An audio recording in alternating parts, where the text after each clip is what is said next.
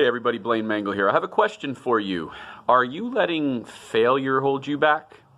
Are you letting past mistakes keep you in fear and from taking the next step forward? I can tell you I did.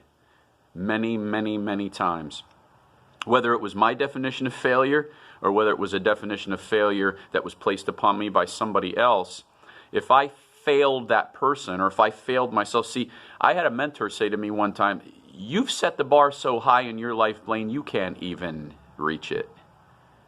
That's a classic definition of a perfectionist, okay? A perfectionist is somebody who sets the bar so high that they can't even reach their own bar.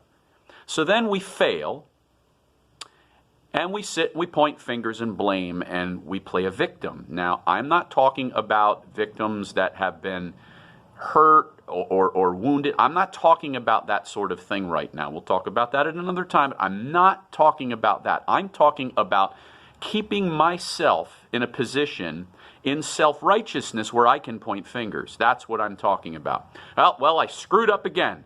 But if this person would have done this, if that person would have done that, if I would have had more money, if God might have helped me a little bit, but no, here I am again. Well, I'll just try again. Well, let me ask you a question.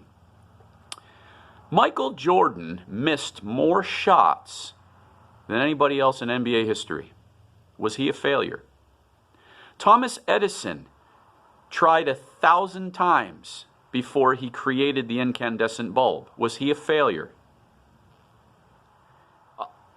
An all-star baseball player that's batting .250, they can make the all-star game now, batting .250 if they hit enough home runs, right? They're making millions of dollars. They're batting .250. That's 2.5 hits in 10 at-bats. Is that failure? These are questions that I had to really take a close look at. Who's defining failure? And what if it's not failure? What if, as Thomas Edison said, there were just 999 steps to creating the light bulb? Click the link below. You're not a failure today. I'm not a failure today. And there are people in our lives that are depending on us to get this. It's time we step out of the mire that we have, for lack of a better way to put it, we've really created. The little fur-lined, as one of my mentors used to say, you have a little fur-lined pity pot that you like to sit on and suck your thumb when anything goes bad, and you point the finger at everybody else.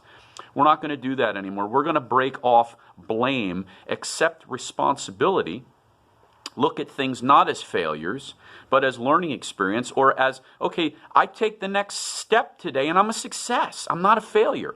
Click the link below if you're watching this on Facebook. Go over to YouTube. If you're on YouTube, join us over on Facebook. Have an awesome day. You're a success. You're not a failure.